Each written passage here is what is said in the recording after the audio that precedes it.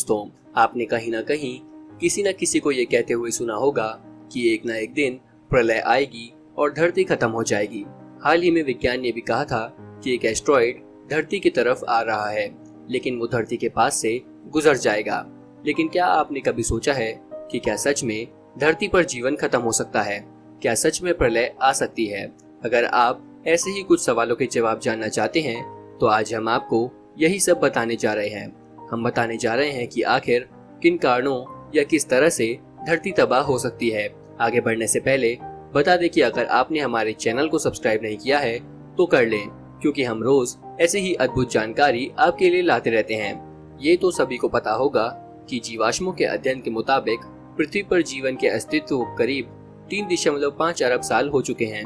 इतने समय में पृथ्वी ने कई तरह की आपदाएं झेली हैं।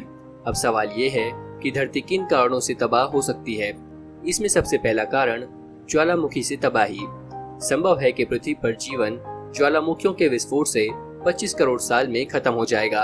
ऐसा होने पर पृथ्वी पर मौजूद 85% जीव नष्ट हो जाएंगे, जबकि 95% समुद्री जीवों का अस्तित्व नष्ट हो जाएगा। जी हाँ, अगर धरती पर ज्वालामुखी फटते हैं तो 85% जनजाति खत्म हो जाएगी।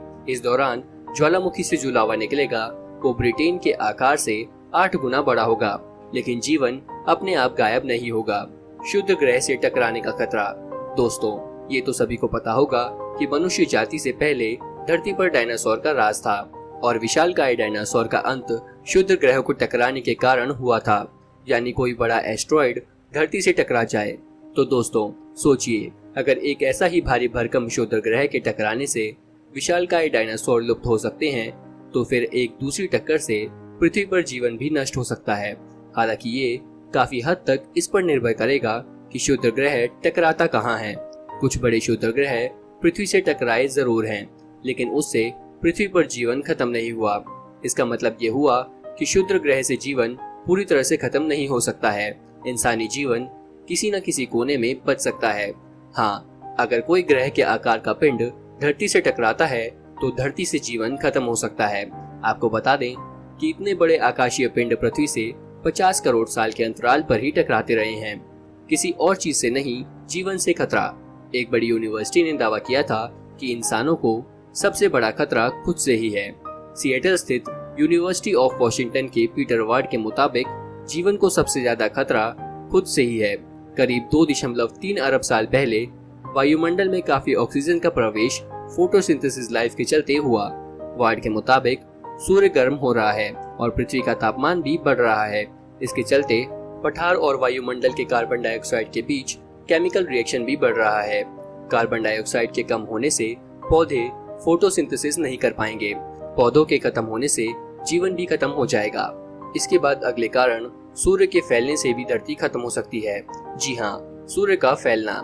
अगर ऊपर की आशंकाएं निर्मूल साबित हुई तो सूर्य के चलते जीवन समाप्त हो सकता है।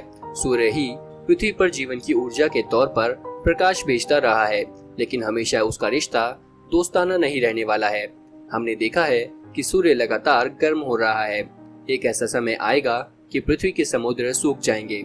ग्रीन हाउस इफेक्ट के चलते तापमान और भी बढ़ेगा। ये सब 1 अरब साल में शुरू हो जाएगा, लेकिन यही सब कुछ खत्म नहीं होगा।